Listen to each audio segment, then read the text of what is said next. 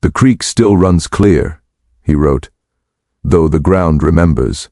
That was in 1834, the first surviving record of what would become the Holloway Township blight. By the time anyone thought to look deeper, nothing living would take root within a mile of the old drainage pit. Welcome back.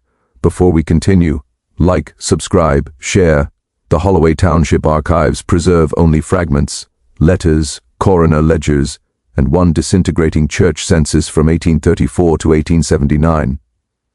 The surviving pages describe a region of sparse farmland and deep hollows between 11-Point River and the ridge called Pike's Crown. For decades it seemed an ordinary settlement, but as the surviving correspondence shows, what began as a practical endeavor in medicine and midwifery decayed over years into something irretrievably defiled. The principal family of record were the Reddens, though alternate spellings, Redden, Redden, even Reddam, appear throughout the documents. According to the county survey of 1841, their property occupied 43 acres of mixed woodland and clay soil, marked by a natural spring and a small smokehouse. No structure remains today, only a depression where the foundation once stood. Locals in the 20th century referred to it simply as the waste lot, claiming the ground there grew nothing but thornweed and pale fungus. But the earliest clue to its corruption lies in the Reddens' first recorded occupation of the land, a birth ledger dated May 2, 1834. The entry is notable not for its form, typical ink and clerical hand, but for its annotation. Beside the name Martha Redden, midwife, someone had written, "For the preservation of blood." The handwriting matches that of Reverend Enoch Redden, her father, who served as itinerant preacher and herbalist across southern Missouri. His surviving sermons, copied by parishioners, speak of the sacred continuity of vessel and seed. Scholars at the State Historical Society interpret this as a distorted reading of Genesis, mingled with the medical theories circulating in early American physiology, an obsession with lineage, bodily purity, and inherited virtue. By 1856, the Redden women, Martha and her younger sister Eliza, were known regionally as healers of uncommon success. Newspaper fragments from the Springfield Register call them the Gray Sisters of the Hollow, women who could coax milk from barren mothers and life from failing infants. Their practice mixed conventional herbal remedies with procedures now considered surgical, bloodletting, bone-setting, and in some cases, induced delivery. Their clients were often rural women whose husbands were away or lost to war. The sisters accepted payment in provisions, livestock, or in one noted case, a measure of blood freely given. The phrasing appears again repeatedly in testimony decades later. When the war between the states broke out, Holloway Township became a crossroads for deserters, refugees, and traveling physicians. The Redden homestead, situated on a slope off Devil's Fork Road, offered food and lodging to the wounded. Records describe them as pious women who prayed over every death.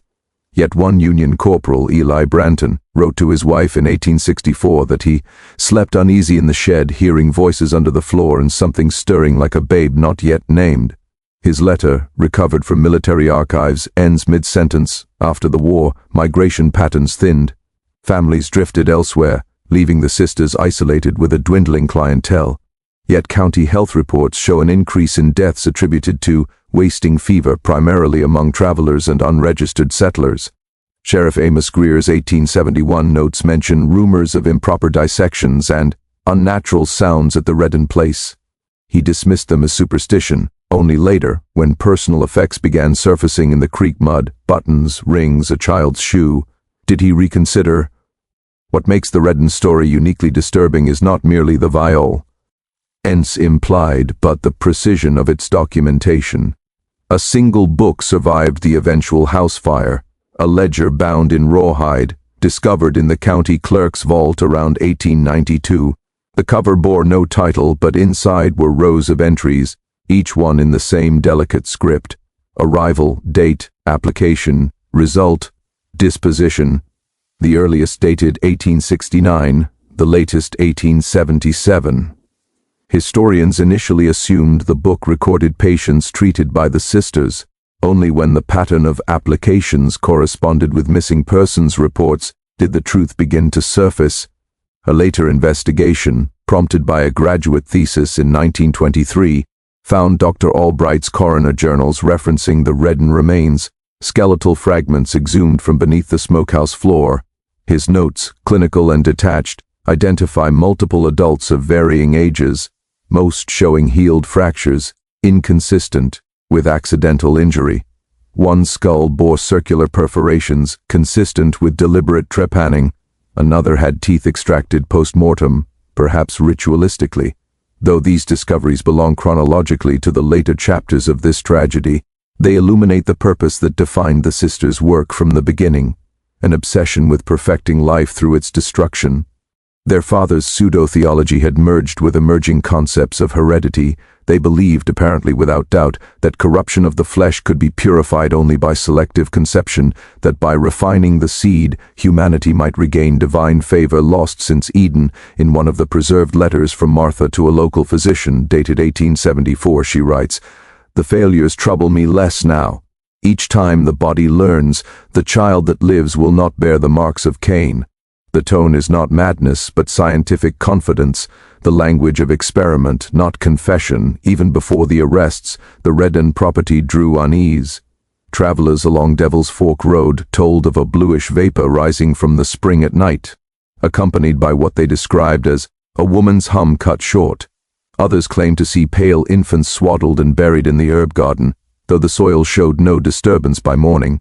When Sheriff Greer finally entered the house in 1878, summoned by reports of unnatural cries, he found the interior lined with jars of preserved organs, labeled by initial and date. The hearth concealed the ledger, and in the upper room, he found Eliza Redden, near term with child, sitting calmly beside a cradle that contained only bones. These details, of course, belong to later sections of the file. But to understand Waste, the title given retrospectively by archivists, we must linger on its beginning. It was not born of sudden madness, but of slow moral erosion disguised as piety and study. The Reddens saw themselves as healers, improving the human vessel. Every incision was, in their minds, a prayer, every burial a purification. The land itself became complicit, absorbing what they left behind until nothing grew but mildew and grief. By the century's end, the county had condemned the acreage. Maps labeled it unfit for cultivation. Locals shortened the phrase to the waste. Even today, no structure endures there longer than a season. Foundations crack, wells sour, livestock miscarry. In drought, the ground sometimes releases fragments, buttons, infant bones, scraps of ledger paper hardened like bark. The wind carries a scent of iodine and ash. In reviewing these documents, parish minutes, autopsy notes, and fading testimonials, one perceives not a single monstrous act, but a continuum of decay. The Reddens were not anomalies. They were the logical conclusion of an age that blurred faith with science and treated the human body as material to be improved. The historian's task, then, is not merely to recount their deeds, but to recognize the mirror they hold to every generation that mistakes experimentation for salvation. In a drawer of the Greene County Historical Society lies a small glass vial. Its label, handwritten in brown ink, reads simply, "Eliza's blood, 1878. The fluid inside has long since congealed, but when tilted toward the light, it flashes a color not wholly red, something darker, like the memory of rusted water. No one remembers who first called it waste. Some say it was Sheriff Greer after the final burning. Others claim it was Reverend Pickett, who presided over the burial of the victims. Whoever named it understood that the word did not refer only to the land, nor to the bodies within it, but to the inheritance left behind.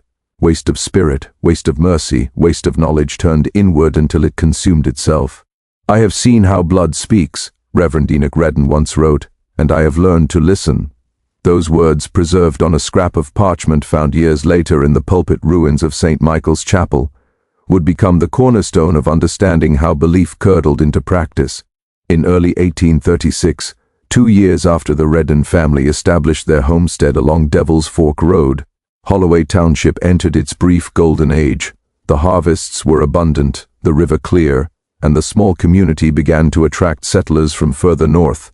They came seeking fertile ground and spiritual stability. Both, it seemed, the Reddens could provide. Reverend Enoch conducted services in his own parlor, a one-room structure where hymns mixed with the smell of boiled herbs. The congregation called him Father Red, partly for the color of his beard, partly for the crimson tinctures he distributed at communion, supposed restoratives drawn from the vine of man. Even when some parishioners fell ill, few suspected poison. Illness was common, and faith demanded endurance. When he died suddenly in 1842, the township mourned with sincerity. His daughters inherited his vocation in spirit if not in title. Martha, then 25, had already begun her reputation as a midwife. Eliza, a child of only 14, watched her sister perform what their father had called the extraction of transgression. Later diaries suggest she believed she had witnessed resurrection. The Redden homestead grew in reputation over the following decade. Women from as far as Arkansas traveled there seeking assistance with childbirth or remedies for infertility. Payment was modest, and the sisters accepted anyone, travelers, widows, even freedmen. Their practice seemed merciful, democratic, and godly. Yet letters from neighboring families mention unsettling habits, late-night smoke from the smokehouse, chanting behind closed shutters, and the constant sound of dripping liquid, as if something within the walls wept. A journal entry from Agnes Poole, written in 1858, describes her visit. Eliza received me with gentleness. The house was clean yet smelled of copper and vinegar. Martha laid hands upon my belly and spoke a blessing. She pressed my wrist until I thought I'd faint, and afterward I felt light, as though emptied. She said I would soon conceive. She was right. Agnes gave birth to a stillborn child that winter. Her husband later testified that the body was taken by the sisters for sanctification. After the Civil War, when roving soldiers filled the Ozarks backroads, the sisters' work took a darker turn. Many of the travelers they aided never reached the next town. By the early 1870s, Holloway's mail carrier noted an unnatural quiet on the ridge. No dogs barking, no smoke from the chimney, no footprints but their own. In 1872, Sheriff Amos Greer recorded the first official concern. A peddler named Jonas Trill vanished after visiting the Redden homestead. His mule was found grazing along the riverbank, its packs intact. Greer's field note from July 18 reads, "Searched property. Women calm, cooperative, offered tea. Found nothing unlawful though felt sudden dizziness upon departing. Air within house oppressive, metallic." He closed the case as "wandered, presumed drowned." Yet in 1874 a sigh of a buckle bearing Trill's initials surfaced in a nearby spring, darkened with residue resembling coagulated blood. Still, no action was taken. In those years, medical practice in rural Missouri balanced precariously between science and superstition. Phrenology, galvanism, and blood purity theories filtered through newspapers and lectures. Martha Redden, self-taught but literate, subscribed to several journals, copies of which were later recovered from the property. The Journal of American Medical Curiosities, Vol. 2, 1871, and The Anatomy of Faith, a pseudoscientific tract published in St. Louis, 1870. Margin notes in Martha's hand reveal her mind at work. If the spirit resides in the vital fluid, then transference must be possible. Mixture breeds ruin, purity demands separation. The vessel that carries sin may be broken to spare the next. Her sister's handwriting is smaller, more uncertain, but equally disturbing. Heard it cry again beneath the floor, "Shall I dig or wait?" By 1875, the Redden homestead had become a place of whispered dread. Farmers avoided the path after dusk. The sisters rarely appeared in town, and when they did, they wore black shawls even in summer. One account by Caleb Dern, then a boy of 12, describes an encounter burned into community memory. "I went to fetch herbs for my mother. Miss Martha stood by the well, her apron wet. She stared at me until my eyes watered.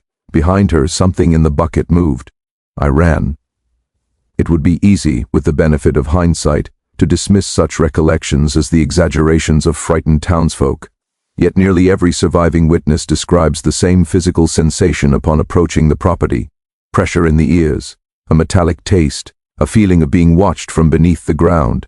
Official inquiry began only after March 1878, when Eliza was seen in Springfield purchasing chloroform and surgical knives. Dr. Albright, the county physician, later testified that she consulted him about preserving certain specimens for theological study. He assumed she meant animals. Weeks later, a trapper named Eli Braden, returning from a winter hunt, accepted lodging at the Redden home. He was never seen alive again. His widow, searching for him, identified his pocket watch months later in the sheriff's evidence list. Beneath the floor where the watch was found lay several human skulls, some bearing fine saw marks. The discovery transformed rumor into panic. Newspapers dubbed the sisters the midwives of Holloway. The Reddens were arrested without resistance, offering tea to the deputies who came for them. During her questioning, Martha wrote a single line on the back of a recipe slip. "The seed endures though the vessel is broken." Eliza, 5 months pregnant, said only, "The child will speak for us when born." These records, court minutes, testimonies, and the now famous Redden ledger form the body of evidence. But there remains the question of motive. One scholars still debate. Were they driven by inherited madness, by theology warped beyond recognition, or by the era's scientific arrogance that mistook vivisection for progress? Whatever the cause, the Reddens' practice embodied the central horror of the 19th century, the confusion of holiness with hygiene, and salvation with anatomy. When investigators burned the homestead months later, they reported that the flames changed color, first red, then green, then a color they could not name. The smell of iron lingered for weeks. And when spring came, nothing grew where the smokehouse had stood. Those who walk Devil's Fork Road today say the air grows cooler there, the soil gray and lifeless. At night, if the wind carries right, they claim to hear an infant crying under the earth, its voice thin and distant like breath drawn through glass. The county denies the stories, yet keeps the land undeveloped. Scholars reviewing the Redden archives note a final marginalia written in Reverend E. Knox's hand decades earlier, now almost erased by mold. To cure is to separate is to sanctify is to kill rightly. The daughters, it seems, had only continued what their father began. "Preservation is not remembrance," wrote Dr. Albright in his 1878 deposition. "It is dominion. The one who preserves commands the flesh beyond death." The coroner's findings filled 47 pages, bound in fading blue ribbon, preserved still within Missouri State Archives, Box 6C. The document marked the first systematic application of forensic method in the Ozarks. What it revealed surpassed superstition and entered the realm of anatomy and madness intertwined. Evidence of intention. The cellar excavation, completed March 28, 1878, produced 17 discrete sets of remains. Each skeleton was catalogued with care: skull, jaw, fragments of rib, pelvis, and traces of soft tissue sealed by mineral salts in the clay. All showed evidence of post-mortem manipulation. Most skulls had been bisected precisely through the sagittal line, as if studied for interior symmetry. One skull, designated specimen M12, bore marks of deliberate reconstruction. Dr. Albright noted, "Cranial plates have been rejoined using resin and horsehair. Nasal cavity packed with herbs, possible ritual or preservation method rather than anatomical study." Pinned beside it in the report, a folded note in a woman's hand read, "This one sang as he died." The cellar also contained jars of preserved fluid labeled by date and symbol rather than name. Early handwriting matches Martha's, steady, medical, detached. Later entries, smaller, erratic, are Eliza's. Most jars held what Albright identified as viscous suspension of degraded human tissue, yet one jar differed. It contained the fully formed remains of an infant, suspended in cloudy alcohol. Testing of surrounding earth confirmed the preservation fluid had leaked over decades, staining the soil pinkish gray. Nothing has grown there since. 2. The confessions. Martha's diary, recovered from the lining of her straw mattress, filled the evidentiary void with language equal parts scripture and anatomical notation. Entries span from 1873 to early 1878. The handwriting alternates between deliberate copperplate and jagged scroll. The tone wavers between devotion and mania. Each man came by providence, each offered what he could not keep. We took the warmth and gave it form. The smokehouse is the gate between the world and the womb. Later entries describe the process with chilling precision: blood drawn, flesh rendered, bones set to boil. "The fire below," she wrote, "feeds the birth above." Whether she believed these were divine experiments or acts of creation remains debated. Scholars argue she adopted her father's sermons of purification through fire, converting metaphor into liturgy. Eliza's marginalia add human texture: pleas, prayers, sometimes resistance. She says it makes us holy. I dream only of graves. I hear him knocking beneath the floor. She says that is the heart quickening. In the final entry, 2 days before their arrest, Martha writes, "He came again seeking warmth. The work nears completion. This one shall be perfect." 3. The arrest. At dawn, April 2, 1878, Sheriff Amos Greer led 6 armed men to the Redden property. The account survives through his own journal, later published in part in the Springfield Republican. No birds sang, even the river was still. They stood waiting in the doorway as though expecting us. Martha held the hammer. Eliza wept. The smell inside was of tallow and vinegar. We found the cellar sealed from within. When the deputies broke through the back wall, Martha attacked, not to escape but to defend the open trapdoor. Her hands, cut and bleeding, gripped the hammer so tightly that her knuckles cracked. Eliza screamed not for mercy but for silence. "Don't wake it," she said over and over. After subduing Martha, they descended in, to the cellar.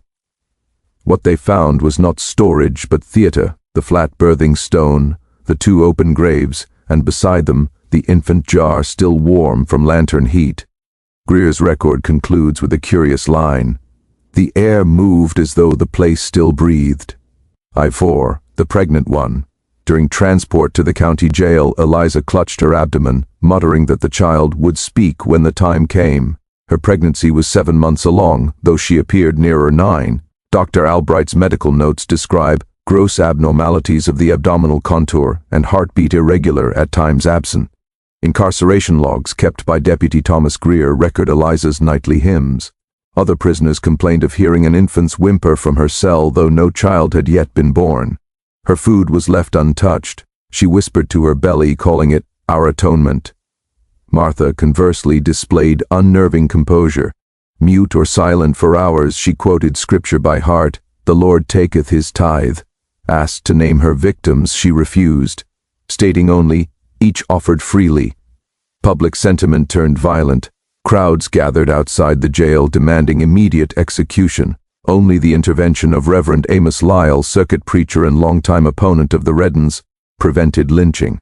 His sermons framed the case as moral warning. The serpent may quote scripture, but its voice betrays the pit. The altar and the science. Back at the property, Dr. Albright and his assistants conducted their final analyses. The birthing stone, once considered local superstition, proved real. A limestone slab measuring 4 feet by 2, elevated on smaller rocks. Its surface bore biological residue, blood, tissue, and fragments of umbilical cord, dating back at least 5 years by oxidation. Chemical examination of soil beneath revealed traces of mercury, chloroform, and alkali lime, agents used in early embalming. Albright concluded the sisters performed ritualized births and preservations atop the same altar. His closing statement to the prosecutor reads, "All evidence indicates deliberate conception through acts of violence, followed by preservation of offspring deemed holy or pure. Their intent appears neither monetary nor sexual but theological." When shown these conclusions, Martha smiled for the first time. "You see," she whispered, "he understands." The moral panic. By mid-April, newspapers from St. Louis to Chicago printed the story under lurid titles: "The Midwives of Holloway, Sisters of the Smokehouse, The Blood Faith of Missouri." Editors censored the worst details but could not contain the fascination. People traveled miles to glimpse the jail where they were held. Hawkers sold pieces of reddened soil said to cure infertility. Even as the community demanded punishment, curiosity grew. Proof that horror, once named, acquires its own market. Eliza's condition worsened. On April 5, Dr. Albright noted fetal distress incompatible with life. She refused his treatment, repeating that the child would speak for us. 3 nights later, other inmates heard her singing softly, "Rock of Ages, cleft for me." When guards entered at dawn, she was kneeling on the cell floor, hands crimson, whispering to something no one could see. Her pulse was weak, the pregnancy unresolved. The cell smelled faintly of copper and ash. 7. The scholar's view. Modern historians often treat the Redden case as a convergence of frontier religion, isolation, and pseudoscientific obsession with purity. But the surviving material defies rational closure. Testimonies differ on small but crucial points: the sound in the cellar, the movement of the altar stone, the infant's cry from an empty room. Even Albright, cautious in language, admitted in a private letter, May 1878, "I am a man of reason, Yet I cannot dismiss the feeling that something unseen still works within that soil. The jars, the bones, even the air, none behaved as DEA. Matter should. He resigned from practice later that year. V8th. Aftermath of the arrest, the sisters remained in custody pending trial. Sheriff Greer's final note of April 9th describes visiting their cells one last time.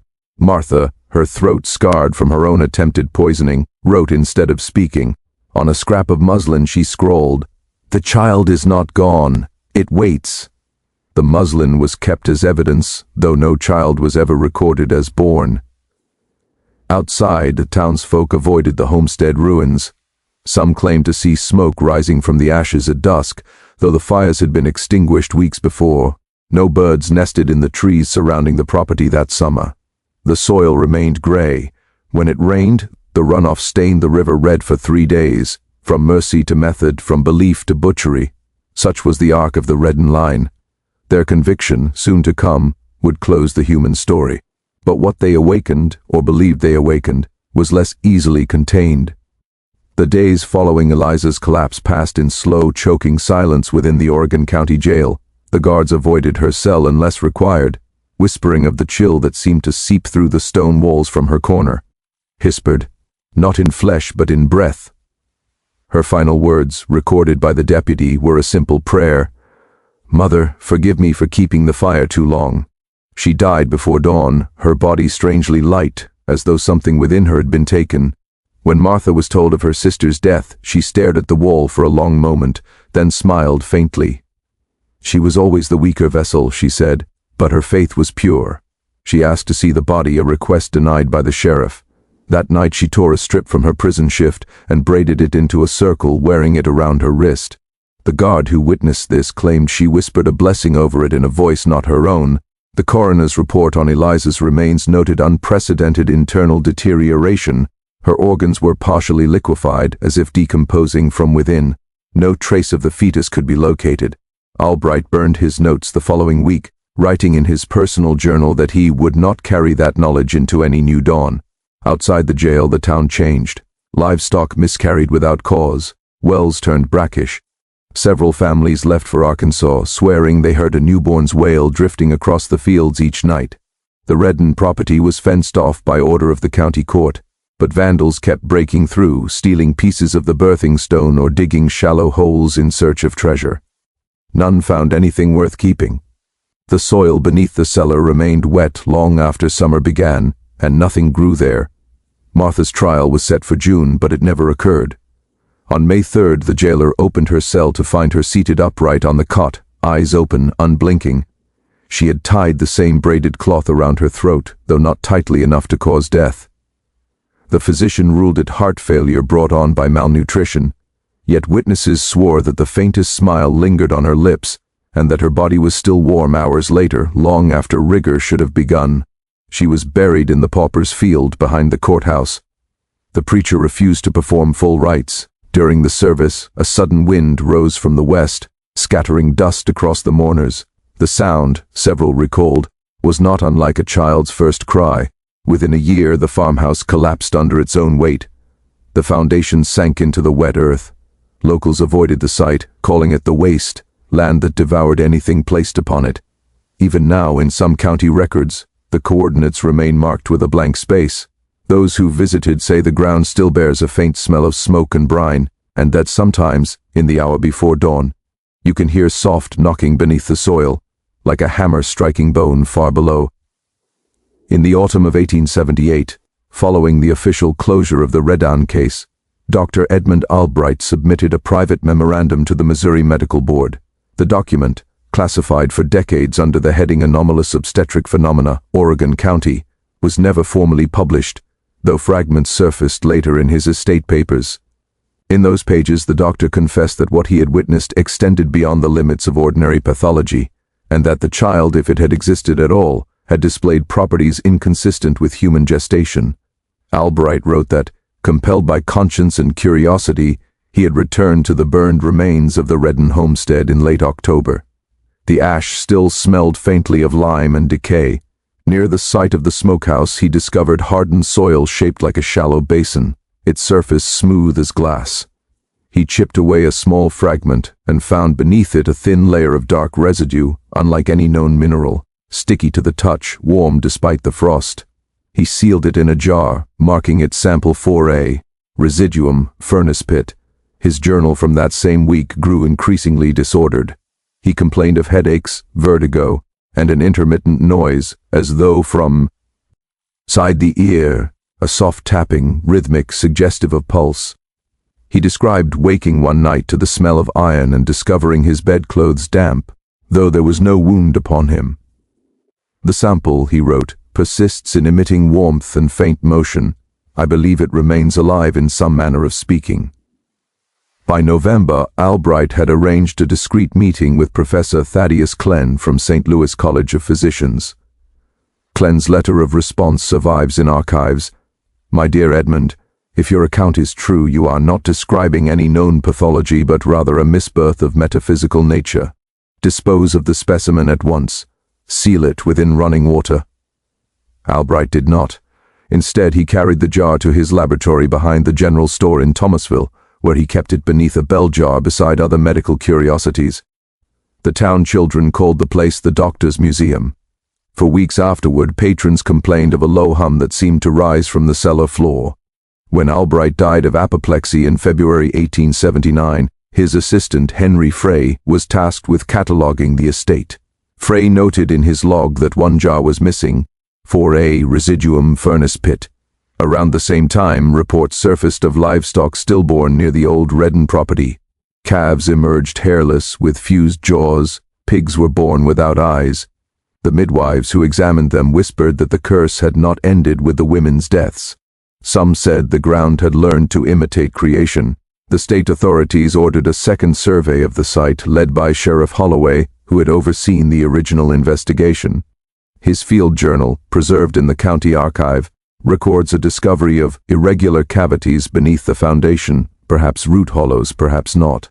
He describes lowering a lantern into one and glimpsing pale forms resembling small limbs or tendrils retracting from the light.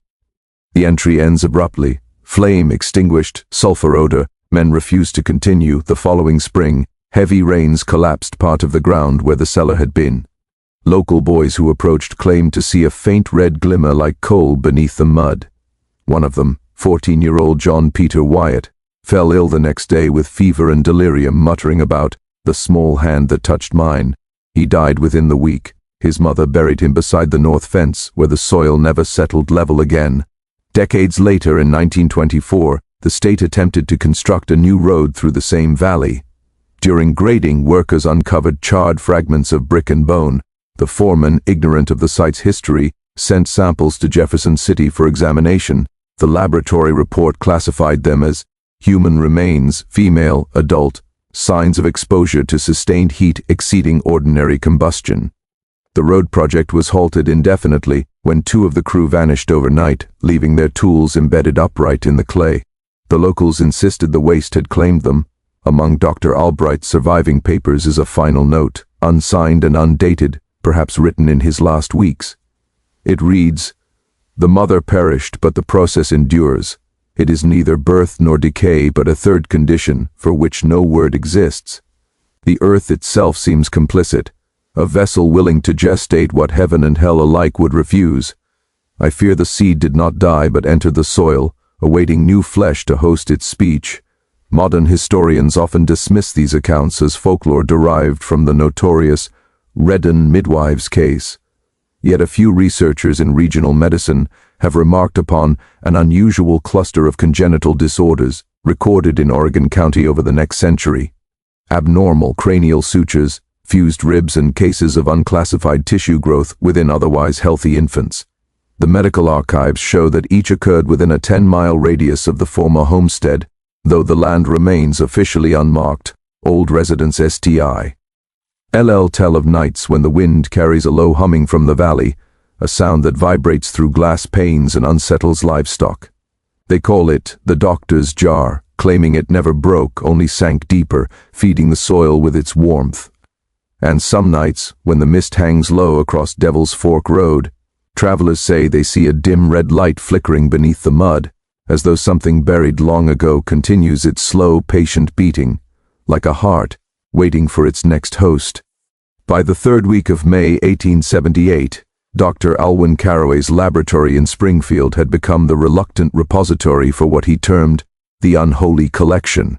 The crates of evidence, catalogued under state custody, contained bones, tools, and manuscripts retrieved from the Darnell sisters' property. His notes, preserved in the Greene County Archives, show a curious mixture of clinical precision and moral unease. In his first memorandum to the Attorney General, dated May 21, 1878, Carraway wrote, "The specimens resist decay beyond reasonable expectation. Several sections of tissue show partial preservation inconsistent with burial duration. I suspect treatment with lye and saltpeter, perhaps intended for mummification rather than disposal." He enclosed sketches of the remains, each labeled with precise coordinates of discovery. Beside one drawing, his marginal note reads only, "Small jaw, perfect teeth, born but never named." The surviving fragments were laid out on long linen-covered tables beneath oil lamps. The smell, according to his assistant Thomas Nell, never left the room, sweet, metallic, and somehow warm. Over the following weeks, Carraway attempted to reconstruct the sequence of events, not through conjecture but anatomy. The jaw of an adult male showed a healed fracture consistent with military injury. The humerus bore marks identical to those found in the smokehouse pit. Carraway's report concluded that all victims had been struck while facing the assailant, suggesting ritualized confrontation rather than ambush. Alongside the physical analyses, he began assembling the sisters' theological writings. The notebooks retrieved from beneath the floorboards contained elaborate diagrams of the human form, annotated in Eliza's rounded script. Many pages were stained by candle soot, or what Carraway believed to be blood. Phrases recurred: vessel, lineage, refinement through pain. He wrote privately in his second memorandum, "It is not insanity in the coarse sense, it is order. Every act proceeds from interpretation of divine economy, the transference of vitality through sacrifice." They wrote as one might copy a recipe. The trial had not yet commenced, yet Carraway's findings were already shaping its narrative. Prosecutors cited his conclusions as proof of deliberation and design. But in later years, scholars noted that his language revealed fascination as much as revulsion. In a diary entry dated June 2, 1878, 2 days before testimony began, he confessed to sleeplessness. "I dream of their altar, the stone warm beneath my hands, the sense that something awaited conclusion rather than destruction." When Eliza and Martha Donnell were brought to Springfield under guard, Carraway was summoned again to examine the younger sister's pregnancy. His clinical notes survive in the Missouri State Hospital archives. They describe a child carried high under the ribs, heartbeat irregular, limbs distorted upon palpation. He recorded an observation that disturbed even his seasoned attendants. The fetus appeared to move in unnatural rhythm, not in kicks but waves, as though entire form pressed outward at once. During this period, Reverend Amos Lyle began visiting the jail each evening. His sermons to the gathered townsfolk emphasized restraint, yet his private journals reveal growing dread. He wrote that Eliza's hymns, sung softly through the bars, would bend the silence of the corridor into something listening. Deputy Greer noted in H.'s watch log that on June 6, one of the prisoners housed opposite the sisters began tearing at his own ears, screaming that a child was crying through stone. The man was removed, yet other inmates later reported hearing the same sound. The jail physician dismissed it as hysteria. Carraway, however, requested to observe the cell during night hours. His record of June 8 reads with stark simplicity. At 1:17 a.m., rhythmic motion observed along floorboards. Vibrations ceased when torchlight applied. Odor of spoiled milk present. No further explanation accompanies that entry. As preparations for trial continued, local authorities ordered final searches of the Darnell homestead. On June 10th, laborers dismantled the remnants of the smokehouse foundation. Beneath the lowest stones they discovered glass jars sealed with pitch. Inside each, according to inventory sheets, were desiccated organs suspended in a viscous brown residue. The labeling in Eliza's handwriting referred to them as seeds. These jars were brought to Carraway's lab for examination. The doctor noted faint movements in 2 of them when warmed by lamplight. His assistant later recanted that observation, claiming exhaustion and fear. Still, the entry remains in the ledger, underlined twice, Subject 2B exhibits pulsation. Rumor spread quickly through Springfield that the jars contained unborn children or experimental preservations of souls in meat. The courthouse clerk recorded multiple citizens demanding the evidence be destroyed. Judge Pickett refused, insisting all material remain intact until proceedings concluded. Meanwhile, Eliza's health worsened. She ceased speaking to anyone but Martha, communicating otherwise through written scraps of hymn verses. On June 12, she refused all nourishment, saying only that the child would feed itself. The trial's early sessions were closed to the public. Reporters for the Springfield Republican later described the atmosphere as more akin to a hospital ward than a courtroom.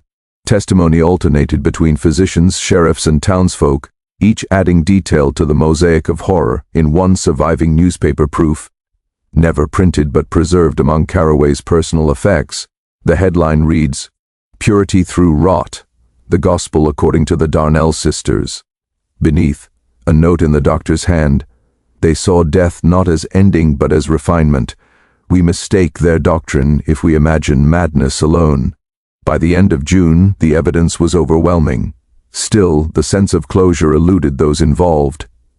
Reverend Lyle withdrew from public ministry shortly after delivering his final sermon on the case. His departing words, recorded in a parishioner's notebook, were simple. The devil did not make them. He merely watched what the faithful may become when certainty eclipses mercy. After his resignation, witnesses reported strange disturbances at the Darnell property despite the official cordon. Smoke seen rising from the ruined foundation, though the hearth had been torn apart. Animals refusing to cross the boundary fence. Children hearing singing where no one stood. In August, a state crew tasked with clearing debris found traces of what appeared to be a crude kiln behind the smokehouse. Inside the ash, they discovered fragments of bones small enough to belong to infants. The discovery prompted yet another examination, this time not by Carraway, but by a federal agent dispatched from St. Louis. His name, unrecorded in local newspapers, appears only once in correspondence. J.M. Corwin. Corwin's brief report, dated August 17th, concluded that the remains had been subjected to intense heat consistent with ceremonial incineration rather than concealment. He added a final line written in pencil, "There are more graves than the law will ever find." Those words marked the beginning of what later historians would call the deep burial, the quiet sealing away of evidence, documents, and discussion.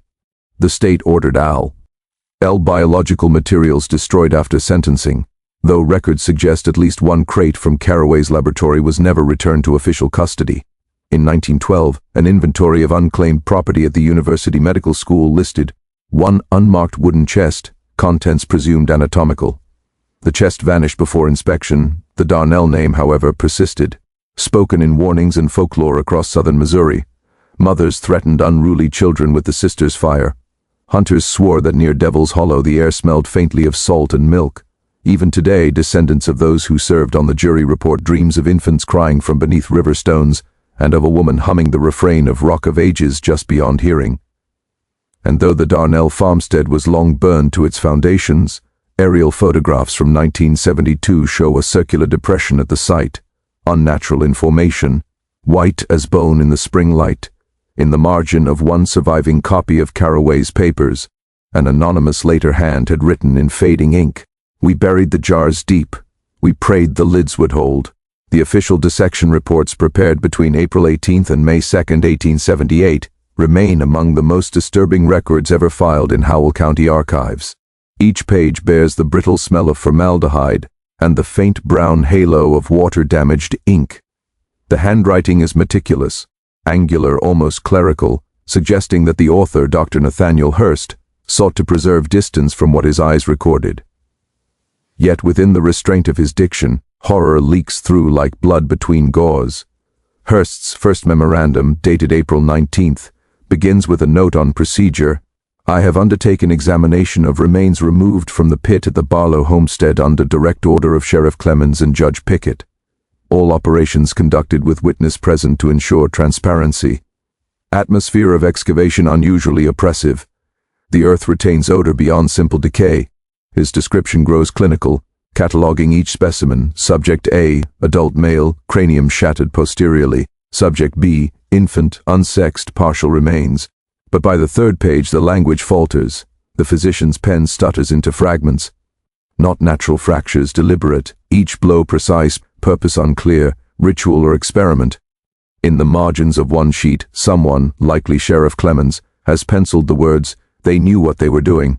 Among the remains, Hearst identified biological anomalies that confounded the limited science of the period.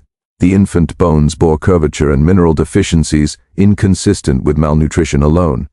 He noted irregular fusion of skull plates, as if developmental process arrested midway between species. These observations, while speculative, would later fuel decades of superstition regarding the Barlow offspring, whispers of malformed children hidden in forest hollows, and phantom cries heard along the 11-Point River. A second memorandum, composed April 22nd, outlines analysis of preserved tissue recovered from glass jars found beneath the cabin floor. Hearst described the specimens as partially liquefied organic material suspended in alcohol of domestic distillation. Chemical testing, rudimentary at best, revealed traces of arsenic and plant-based sedatives, suggesting intentional preservation rather than mere concealment. Whoever performed these acts, he wrote, possessed rudimentary understanding of anatomical process and medicinal chemistry. Tools recovered from the smokehouse demonstrate precision not typical of rural households.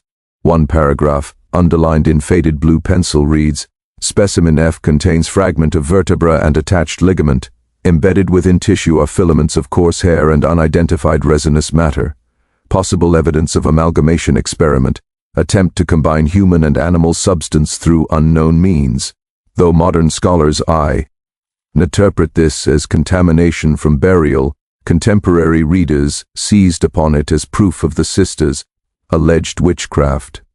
Meanwhile, local gossip transformed the Barlow homestead into myth. Children dared one another to steal stones from the burned foundation. Farmers claimed their cattle balked at crossing the property line. The Springfield Republican published serialized excerpts from Hearst's report under the lurid headline, "Science Meets the Devil." Circulation doubled in 3 weeks. Sheriff Clemens, seeking closure, ordered all remaining evidence sealed within the courthouse cellar. But curiosity infected even the righteous. Judge Pickett, writing to the Attorney General on May 6, admitted, "There is reason to fear the fascination these horrors exert upon those charged with condemning them." He requested that the more delicate exhibits, likely the preserved infants, be transferred to the St. Louis Medical College for formal study, lest they become objects of morbid pilgrimage. Transport records confirm that 6 crates left Alton Station on May 11th, bound for St. Louis via rail. What became of them thereafter is uncertain. The college's accession ledger for 1878 lists receipt of miscellaneous specimens, provenance Howell County criminal case, but no itemized contents. By the 1890s those entries vanish altogether, likely lost to fire or quiet removal, yet secondary documentation endures. A letter from Professor Aram Kindell dated June 2, 1878, addressed to Dr. Hearst, praises his courage in confronting unnatural material. Kindell's tone is scholarly, but his final sentence chills. "Should Providence permit, I shall continue your inquiry where you were compelled to desist. The body is a scripture written by God's own quill. Even its corruptions are holy texts." This correspondence marks the first appearance of what later historians termed the Kindell hypothesis, a pseudo-theological theory asserting that physical deformity signifies divine intention, misunderstood by humankind. Among the more eccentric medical circles of post-war Missouri, this notion found sympathetic ears. By late 1879, several practitioners privately circulated treatises blending anatomy, theology, and eugenics under the heading On the Inheritance of Grace. In these tracts, the Barlow sisters were not villains but martyrs, agents of some higher purification denied by mortal law. Their supposed offspring became symbols of an inverted sanctity, angels malformed by man's inability to receive divine flesh. Copies of On the Inheritance of Grace survive only in fragments, but their influence lingered through whispered societies and secretive midwives claiming descent from the sisters' line. Dr. Hearst, however, did not share such reverence. His third memorandum, dated April 29th, betrays mounting dread. "I fear contamination of spirit more than of body," he confides. When I close my eyes, I perceive the order beneath the chaos, a pattern too symmetrical for chance. He describes dreams of an infant's skull opening like a blossom and voices reciting measurements of the human heart in unison. These passages were struck through with ink, yet faint impressions remain visible when backlit. On May 1st, Hearst submitted his final summary to the court, 23 pages of data, measurements, and sketches. The accompanying cover letter requests prompt destruction of all biological material and ends abruptly, "Let them rest. Their design is finished." 2 days later, Hearst vanished from his lodgings in Alton. His disappearance, though officially attributed to mental collapse, became another thread in the widening legend. By early June, the investigation had ceased producing evidence but not fascination. Travelers began arriving from neighboring states to glimpse the infamous ruins. Some claimed to see figures moving among the charred stones. Others heard infant cries carried on the wind. Sheriff Clemens posted guards for a fortnight before, finally fencing the site. Yet the contagion had already spread, through rumor, through ink, through fascination masquerading as study. In a sermon dated June 9, 1878, Reverend Silas Dorn warned his congregation, "Beware the mind that stares too long into the pit, for it will learn to measure the bones with love." By midsummer, whispers reached St. turned their attention to the case. The newly founded Missouri Institute of Criminology sought to compile early examples of forensic documentation. The Barlow materials, fragmented but extensive, offered irresistible material. Among the Institute's 1909 acquisitions were the remaining Hearst sketches, charcoal renderings of bone structures labeled Series D, one plate, depicting a malformed infant skeleton, bears faint annotations, cranial vault irregular, possible dual origin. The archivist's inventory notes a stain across the lower margin resembling the shape of a hand, smaller than an adult's. Materials came to be sealed within the courthouse. Official correspondence from 1937 orders them secured indefinitely under state supervision. From 1950 onward, occasional researchers sought access to the materials, each reporting anomalous experiences. One, Dr. Walter Trammell of the University of Missouri, described olfactory phenomena, sweet milk scent emanating from the sealed cabinet. Another claimed to hear a rhythmic tapping, like a child's toy striking wood. By 1968, State Archivist Helen Dorsey conducted a full inventory. Her memo to the Department of Records Preservation concludes with an enigmatic postscript: "Recommend no further physical handling of items 712. After exposure of approximately 20 minutes, I observed faint warmth in the slides despite ambient temperature of 64 F, possibly chemical reaction. Nonetheless, unsettling." The cabinet was resealed in 1970. In modern times, the Barlow case exists at the intersection of folklore, pathology, and cultural memory. Digital reproductions of Hearst's sketches circulate online under pseudoscientific forums claiming evidence of hybrid genesis. Most are hoaxes, yet several images trace authentically to the 1909 Institute photographs, their provenance confirmed. By watermark. The most controversial artifact remains the audio cylinder allegedly discovered in 2004 by amateur historian Caleb Lorne among estate debris near Alton. The wax recording, degraded but partially restored, captures a woman's voice singing a lullaby in broken rhythm. Linguistic experts identified fragments of 19th century hymn "Come Down, O Love Divine," interwoven with unknown syllables. Near the end of the track, a second sound intrudes, soft, rapid, almost biological. Spectrogram analysis suggests the pattern corresponds to an infant's heartbeat recorded in utero. Skeptics dismiss the find as anachronistic forgery. Yet Lorne's accompanying note insists the cylinder bore the inscription EB and the year 1878 etched faintly along its base. If genuine, it would represent one of the earliest known sound recordings, decades before Edison's patents. Following media attention, the Missouri Historical Review commissioned a re-evaluation of all surviving Barlow evidence. The resulting report 2010 concludes cautiously. While no physical trace supports supernatural interpretation, the persistence of physiological anomalies within recovered samples and consistent reports of sensory disturbance indicate psychological resonance surpassing ordinary folklore. In the end, the story resists closure. The land remains empty, its deed perpetually unclaimed. Local survey maps still mark the area as unsuitable for habitation, ground instability. The vine that Noyce named Martha's tongue continues to flourish there, its roots reaching deeper each year despite controlled burns. And those who pass along the river at dusk sometimes describe a glow beneath the soil, pale, rhythmic, as though something buried still breathes. The audio cylinder vanished before any institution could officially claim it. The Lorne family refused further interviews, and their farmhouse was lost to an electrical fire the following spring. Local authorities found the remains of a wax cylinder fused into a lump beside the kitchen stove. The surface bore impressions that some swore resembled teeth marks. By 2011, the Barlow anomaly had become a curiosity among digital archivists and folklorists who haunted the deep corners of the Missouri Historical Association's database. A graduate student named Nina Calder undertook the first serious attempt to cross-reference the surviving documents. Her project, Echoes in Dust, combined field recordings, geophysical surveys, and digital restoration of Hearst's sketches.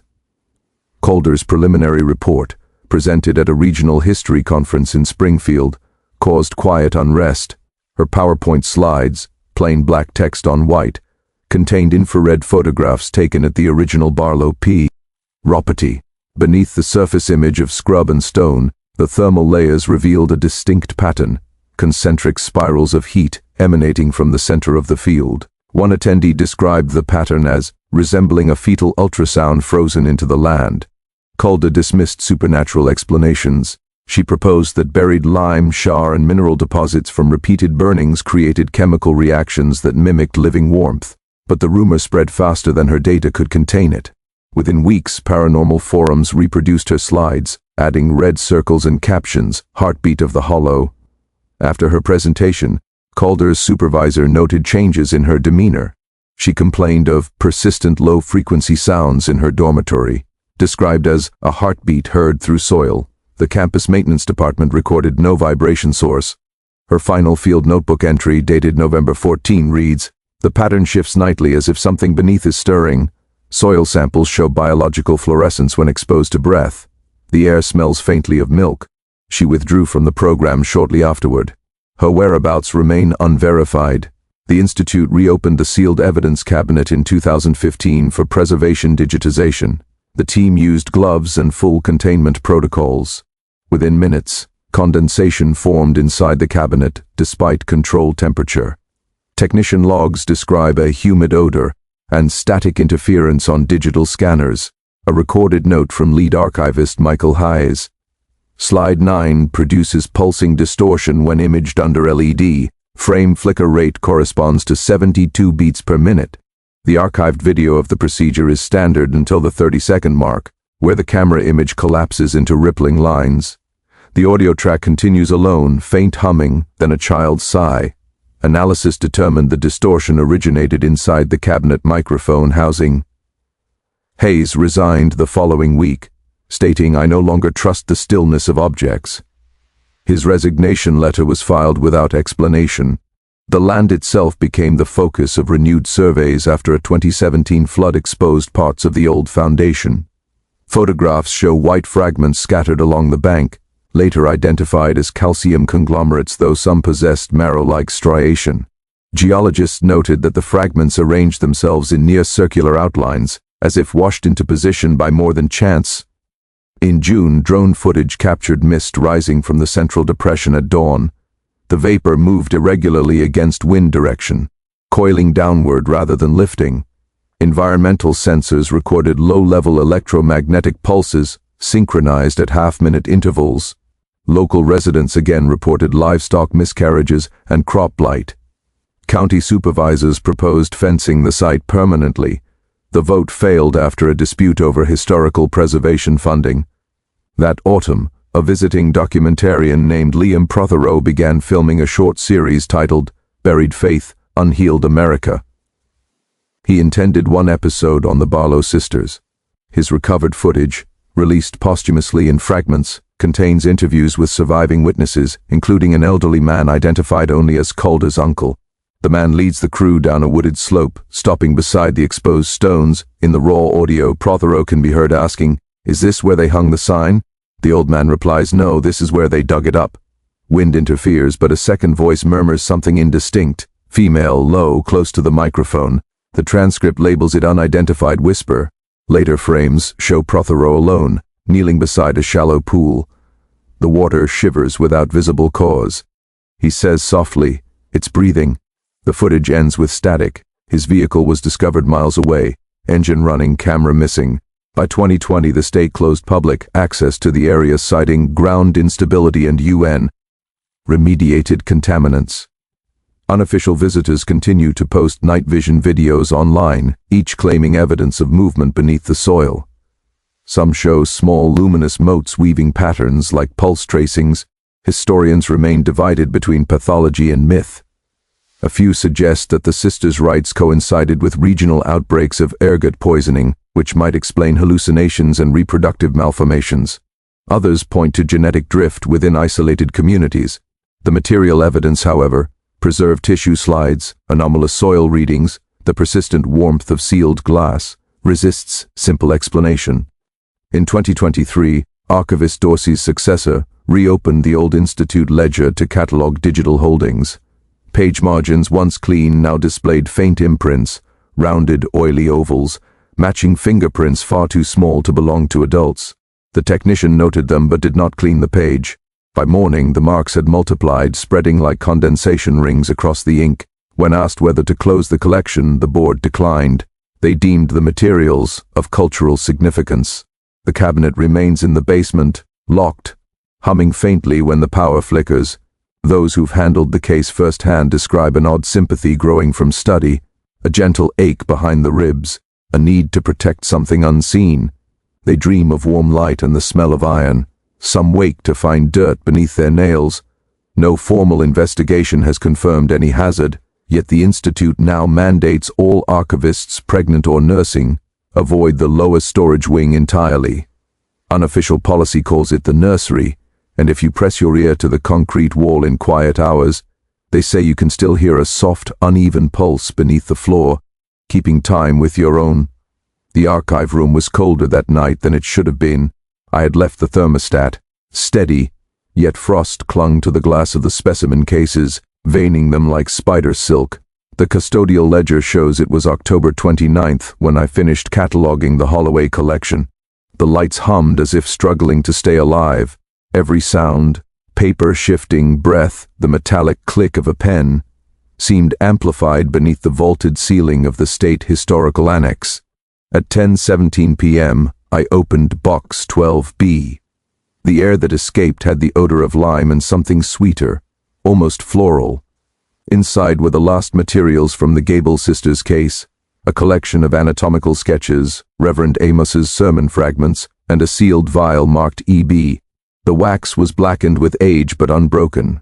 Attached by brittle twine a folded slip of parchment read, "Preserve what is pure. Let none desecrate the vessel." The handwriting matched that of the younger sister, Eva. The clerk before me had written a note in 1978 warning that the vial should never be unsealed, citing biological hazard. There was no evidence of formal testing, only speculation. Yet the label beneath the glass identified the contents as fetus male, 4 months, preserved alcohol, origin 1878. I set it aside and began reading the accompanying letter. June 17, 1878. To Dr. J. Albright, County Coroner. Sir, the infant delivered unto our custody lived 3 hours only.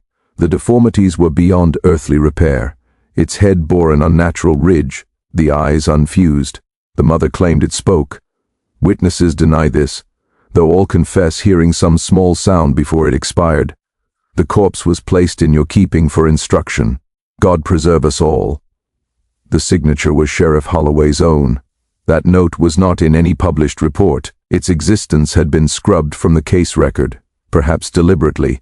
The sound he referenced recurred through testimonies spanning decades, a cry heard by jailers, later by visitors to the burn site, and even by members of the 1923 Archaeological Survey who reported soft infant noises while excavating ashbeds near Devil's Fork Road, the university close. Ed. that dig without explanation. Their notes end mid-sentence. I continued cataloguing until the floor beneath my chair gave a faint creak. No one else was scheduled in the building. Still, footsteps sounded along the hall, slow, measured, not echoing as they should on tile. When I stood, the sound ceased. In my notes I wrote, temperature falling, air thick, faint sweetness again. The scent was identical to the one described in Reverend Amos's journal the night before the execution. He wrote that it filled the church during his prayer, a sweetness like crushed violets upon stone. He considered it a sign of redemption, but Amos did not witness what followed, the execution transcript preserved on tissue-thin paper, records that both women died instantly. Yet Dr. Albright's private log, never entered into evidence, tells a different story. He wrote, Martha's heart ceased cleanly. Eva's continued irregular for near 5 minutes. During this time an infant's cry was heard though no child lived. I severed the cords myself to confirm. No source found. Gallows wood damp though sky clear. He ended the entry, if there be corruption of flesh beyond comprehension, it rests now beneath our feet. The original gallows timbers were repurposed in 1882 to construct the foundation of the courthouse, annex where the archive now stands. That fact appears nowhere in public record. I found it in the maintenance correspondence filed under construction surplus. By 11:03 p.m. the air felt thick enough to drink. Papers curled as if breathing. The vial labeled EB gave a muted tap against the glass pane of its case. I noted the vibration, possibly from a passing truck. Still, I could not shake the impression it moved with intent, as if something within pressed outward in shallow, rhythmic motion. To verify, I recorded the sound on my phone. The playback captured not the tapping but a faint tone, high, almost musical. When slowed, the waveform revealed syllabic structure like fragmented speech beneath static. I checked the waveform against phonetic archives. The pattern matched a lost dialect of early Appalachian glossolalia, recorded from itinerant congregations between 1870 and 1880, known colloquially as seed tongues. Linguists believed it originated from fever or trance states. Yet the same pattern appears in Martha's diary margins, curved symbols resembling anatomical sketches intertwined with letters that translate phonetically to EVV. I sealed the vial in a containment crate and logged it for transfer. When I turned back to my desk, the ledger pages had shifted. The last entry from 1878, the one marked taken, complete, now bore fresh indentations as though written over again, faint but legible. The blood quickens still. At midnight the security lights flickered. Power logs confirm the building never lost electricity. Nevertheless, the timestamp on my computer jumped backward. 11:43 p.m. And the recorded file I'd made of the tapping was gone, replaced by a new file labeled simply, Child Speaks. When opened, it contained 3 seconds of silence, followed by the same soft cry described in 1878. The following morning, I filed my report to the curator and left the materials sealed. I have not been permitted access since. Yet the janitor on duty, who does not read historical files, told me he heard a baby wailing near the west wing that same night. Officially, humidity caused the noise. Unofficially, the building has developed a faint, persistent smell, sweet, medicinal, like preserved herbs. Visitors remark upon it when touring the lower archives. Maintenance has replaced filters twice without success. In 2012, ground-penetrating radar conducted during renovation revealed substructure anomalies beneath the annex foundation. The shapes were consistent with twin graves aligned east-west. No excavation was approved. Last month, a student intern, name withheld by request, reported faint hammering sounds from within the W. All of storage room 3B, where the Holloway materials remain sealed. When maintenance opened the panel, they found nothing but a smear of rust-colored residue and the imprint of small hand bones pressed into plaster. The university ordered silence. I've since learned that the old Penlow property, once considered cursed, is being surveyed for redevelopment. The land title transferred quietly to a holding company in 2019. Soil reports note trace contamination but clear it for construction. If they dig deep enough, they will find the stone birthing altar, the lime pits, the hearthstone under which the ledger once rested. Perhaps they will also find what still moves beneath, because I have heard it again, twice now, in the hum between the fluorescent lights, in the rhythm of my own pulse when I read the old reports aloud. It is not crying this time, but breathing, slow, patient, like something waiting to be named. The last line in Reverend Amos's final sermon reads, "Evil hid itself as healing, but in the end it shall take new flesh." He believed it a warning. I am no longer sure. The past does not sleep beneath ash and lime, it seeps. Through boards, through ink, through bloodlines. The Gable sisters are long dead, yet their work persists in the tissue of the land, in the cells of what we call inheritance. Each archivist adds a mark, each generation a note in the same ledger. If you read this, know that some records should remain sealed. If the vial marked EB is ever opened, if the air once again fills with that sweetness, leave the building. Do not pray, do not listen, because it remembers your voice now.